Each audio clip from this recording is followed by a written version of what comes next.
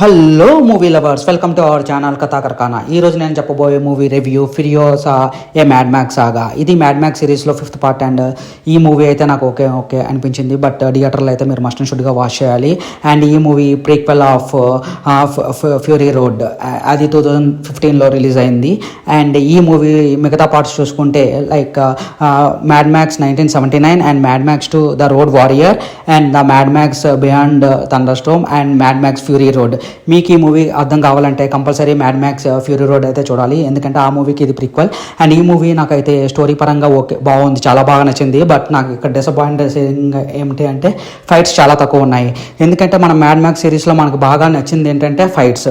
ఆ fights and visuals మనం చూడడానికి వెళ్తాము. అండ్ ఆ ఫైట్స్ సీన్స్ అయితే చాలా డిఫరెంట్గా అక్కడ యూజ్ చేసే వెహికల్స్ కానీ గన్స్ కానీ and everything will be different and చాలా బాగుంటాయి అండ్ చాలా క్రూయల్గా కూడా ఉంటాయి అండ్ చాలా బాగుంటాయి. కానీ ఇందులో మనకి చాలా తక్కువగా ఫైట్స్ ఉన్నాయి, బట్ ఉన్న ఫైట్స్ అయితే చాలా బాగా నచ్చాయి. అండ్ ఈ మూవీలో మనకి థార్ క్రిస్ హెమ్స్వర్త్ విలన్గా నటించారు, ఆయన అయితే చాలా బాగా చేశారు. అండ్ ఈ మూవీలో హీరోయిన్ అయిన టైలర్ జాయ్ అయితే చాలా బాగా నటించింది ఫిరియోసా క్యారెక్టర్.